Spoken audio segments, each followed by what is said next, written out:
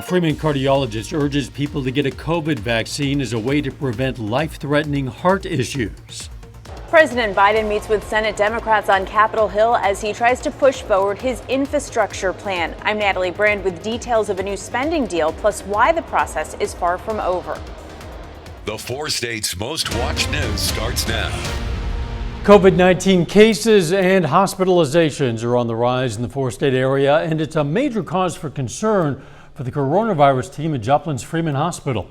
This is KOAM News at 5. Freeman cardiologist Robert Stauffer issued a plea concerning coronavirus vaccines, saying they're the only way for the 4-state area to truly overcome the pandemic. He also says that even if you get and beat COVID-19, there could be some serious long-term health issues. You think, well, if I get it, I can survive it. Well, you might survive it, but you might have long-lasting pulmonary damage, heart damage, and things that will change the velocity of your life. Tonight at 6, we're going to hear what the Joplin City Council thinks about the city's current spike in COVID-19 cases and their thoughts on pandemic regulations making a comeback. City of Joplin's performing a structural analysis on a parking structure on East 6th Street between Main and Virginia Avenue. The analysis comes after pieces of the structure's ramp fell off when a forklift drove over it. That section of the street is closed off while the work is completed. Crews are currently using a non-destructive method of testing, X-raying the underlying structural steel. That reinforcing steel becomes exposed and becomes deteriorated. Then you have concerns about the structural integrity, and we're way ahead of any imminent failure. The last time that structure was rehabbed was in the 1980s. Renovations are expected to take place in the winter. Doug Heddy joins us. Not a bad day out there, Doug. No, not too bad. A little bit on the warm side, also the humid side across the region, but we are dry. We haven't seen really anything popping up on the radar in our neck of the woods. We have had some scattered little thunder showers out across central parts of Missouri. All the action tonight, mainly across Iowa, several tornado warnings back through Nebraska into northern parts of Kansas, but it's this system that's going to head toward us over the next few days. These thunderstorms will mainly stay north of the region for us tonight. A few of them may try to sneak into our northern counties late tonight, but it is warm. Upper 80s to near 90 right now across the region. You factor in the humidity, you get the wonderful heat indices. It makes it feel like it's about 90 to about 95. We'll drop back through the 80s, 70s into the lower 70s later on tonight. Good chances for thunderstorms tomorrow night. We're going to talk about that here in a bit. See you then. The clock is ticking on plans to get infrastructure legislation to the president's desk by the end of this summer. President Biden went to Capitol Hill to help sell his priorities to Democrats as lawmakers pursue a two-track approach. One, a smaller bipartisan bill, and the other, a larger spending bill with only Democratic support. Reporter Natalie Brand has more from Capitol Hill. President Biden huddled with Senate Democrats on Capitol Hill less than 24 hours after they announced a deal on a budget plan that focuses on what he calls human infrastructure. We're going to get this done. We are getting this done. The $3.5 trillion agreement includes money for childcare, Medicare, and climate. CBS News has learned the Democrats plan to offset their proposal in part through reforms to the tax code focused on corporations and households making more than $400,000 a year. Party moderates have said they're waiting to see exact details. I've been very clear that I want to see the pay-fors and make sure that whatever we do is going to be globally competitive. The budget bill is expected to be pushed through the 50-50 Senate without Republican support using reconciliation. Senate Republicans oppose the Democratic bill, and it remains to be seen whether it impacts progress on a separate bipartisan physical infrastructure bill. I think it's a real mistake, what they're doing, but it doesn't affect us at all. I mean, we are on a totally separate track. The infrastructure bill is bipartisan. Meetings on infrastructure continued back at the White House, where President Biden hosted a bipartisan group of governors and mayors as the administration tries to solidify support for that roughly $1 trillion package focused on upgrading roads, bridges, and broadband. Natalie Brand, CBS News, Washington. This week, more than 369 mayors from both parties penned an open letter to the president and congressional leaders urging them to take immediate action on the bipartisan infrastructure framework, quote, in the spirit of progress and compromise. The summer wildfire season is intensifying with nearly a dozen new fires reported yesterday alone. So far this year, we've seen more than 33,000 wildfires across the U.S., the most in a decade. The National Interagency Fire Center says the fires have burned 2 million acres, an area larger than the state of Delaware. Oregon's Bootleg Fire is now the nation's largest, growing to more than 200,000 acres and forcing hundreds of people from their homes. There's new information on a U.S. citizen arrest in Haiti in connection with last week's presidential assassination. A U.S. law enforcement source says Joseph Vincent was a confidential informant for the Drug Enforcement Administration on and off for several years. The source says he was not involved with the DEA at the time of the attack. Vincent claims he was simply in Haiti as a translator. The U.S. Department of Justice alleges Iran directed a plot to kidnap a U.S.-based journalist and American citizen.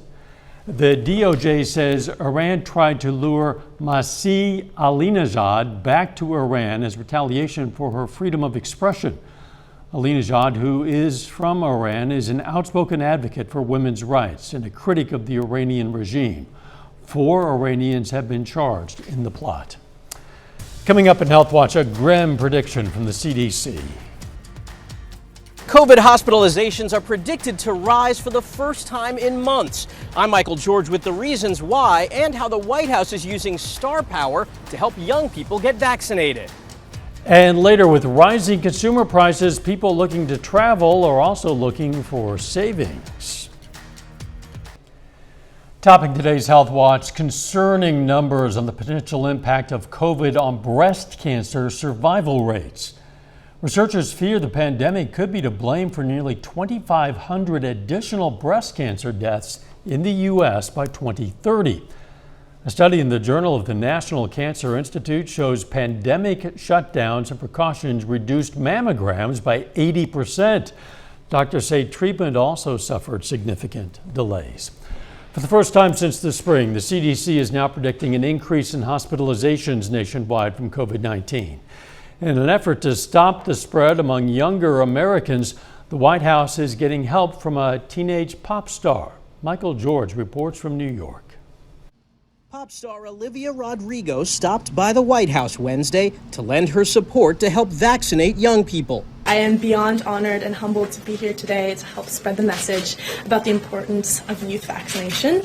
The visit comes as more than 40 states report an increase in daily cases, fueled by a spread among younger Americans. In Mississippi, which has the lowest vaccination rate in the country, 7 children are now hospitalized in the ICU with COVID. 2 are on ventilators. This is a mix of kids with underlying conditions and then some that were previously healthy. The CDC is now predicting an increase in hospitalizations nationwide from COVID-19 for the first time since the spring. This Delta variant is beginning to bear down on us that we know is more infectious and infects children. In Tennessee, the state's top vaccination official, Dr. Michelle Fiscus, said she was fired this week after suggesting some teenagers could get vaccinated without parental consent. Researchers at Yale estimate New York City's vaccination program has prevented about 44,000 hospitalizations and 8,300 deaths since the program began. In Middleborough, Massachusetts, a vaccine bus is helping reach hesitant residents. I probably should have done it a couple of months ago. And the CDC says drug overdose deaths skyrocketed nearly 30% in 2020, driven, experts say, by the spread of the synthetic opioid fentanyl along with the stress of the pandemic. Michael George, CBS News, New York. Provisional CDC data estimates there were more than 93,000 drug overdoses last year. That's a record high.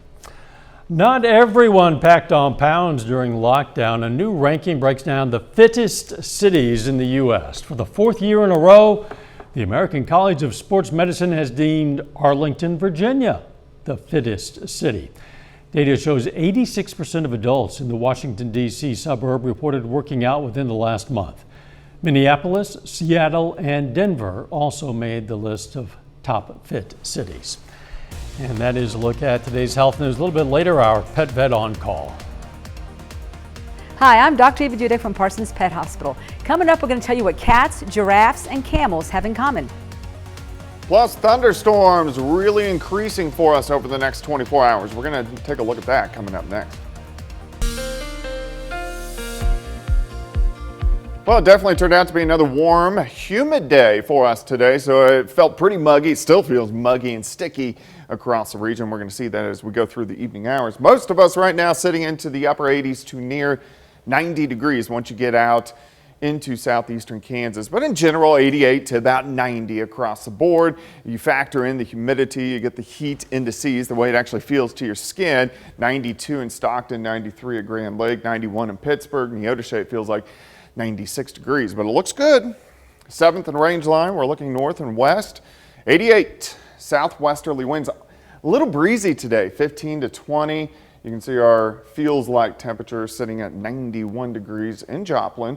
We'll drop back through the 80s, 70s. I think most of us are going to bottom out into lower 70s a little bit later on tonight. Nothing's really going on here. We've been dry. We've had some scattered thunderstorms out across central Missouri. All the big action today is to our north, and this is our next storm system. You can see a tornado watch out across central parts of Iowa, several tornado warnings. And then these showers and thunderstorms that kind of trail back into southern parts of Nebraska, northern parts of Kansas. These storms will stay north of us through the overnight hours tonight, but it's this system which is going to head toward us as we go into about the next 24 hours or so. Let's break it down. Let's go through tonight. We're going to stop at 7 a.m. tomorrow morning. We got the south wind, stays kind of breezy tonight into tomorrow morning, partly cloudy skies. We'll drop back into lower 70s. Let's go through the day tomorrow. Most of us are going to be dry, but late in the day, we'll start to get some scattered thunderstorms that will pop up in our northern counties, and there could even be a few scattered thunderstorms in our northern counties even early tomorrow morning, but everybody else is going to stay dry. Temperatures, again, upper 80s to near 90 degrees. As we work into the evening hours, showers, thunderstorms will start to increase, especially in northwestern counties, and then really just kind of shift east. So here's late tomorrow night, bands of thunderstorms into Friday morning. So most of us won't get any thunderstorms until most likely after midnight tomorrow night, but some of those could drop some pretty heavy amounts of rain and also be on the strong to low grade severe side.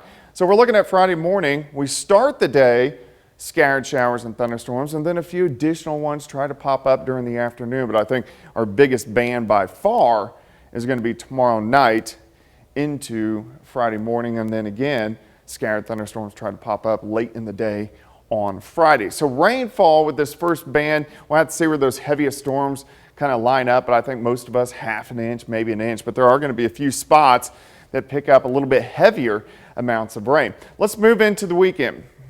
We have this weird little front, weak little front that just kind of hangs out on top of us. So some scattered thunderstorms again Saturday afternoon, probably a complex Saturday night into Sunday morning, and then some pop-up thunderstorms again Sunday afternoon. So these chances are going to stick around over the next several days.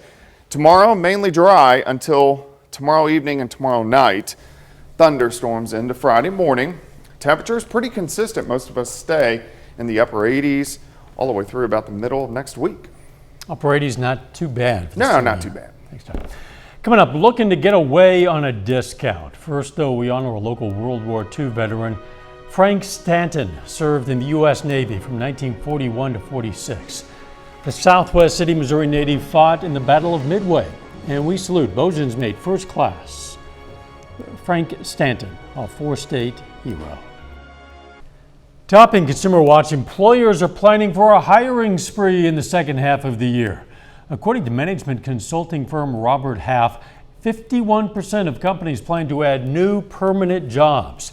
Another 48% plan to bring back furloughed workers or refill vacated jobs. Starting today, the IRS is sending another round of refunds to Americans who may have overpaid taxes on unemployment benefits. Up to 13 million people may qualify if they filed tax returns before mid-March of 2020. The average payment will be just over $1,200. Summer vacation may put the freeze on your wallet. Some of the biggest spikes in prices are affecting the travel sector, putting many Americans on the hunt for better rates for a summer getaway. But as Errol Barnett reports, the sticker shock may be the new normal. I think it's highway robbery. From California gas stations to Florida hotels, the cost of moving around the country is up, including jumps in prices for airfare and car rentals. We just can't afford it. Tally Halty lives in Ohio with her boyfriend Mikey O'Malley. Her family is in Washington State, his are in Ireland. So the recent increase in airline prices means difficult decisions. Because of the prices being so high right now, we can't afford the extra trips. New inflation numbers show that when compared to 2020, gas prices and the cost of used cars and trucks are each up more than 45%, a record jump for second-hand vehicles.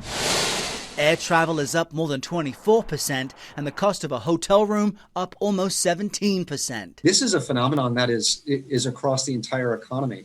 Adam Sachs is president of Tourism Economics and says while this may seem worrisome, looking back further, prices are lower than before the pandemic. We've been spoiled, and now we're coming back to what might be better considered to be normal pricing. Sachs says expect prices to keep getting steeper for two reasons.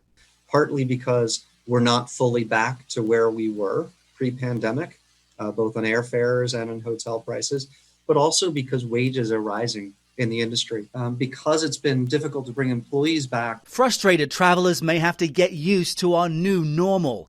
Now, United Airlines CEO Scott Kirby said the strain of the pandemic is still taking its toll on business travel. It's at 60% of where it was in 2019, and the Delta variant poses its own risks to a full recovery.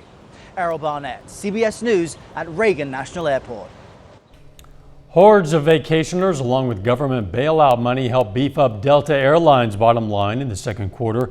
The carrier says it earned $652 million. Delta was the strongest carrier heading into the pandemic, and its pandemic policies helped foster loyalty among customers. Our pet vet on call next.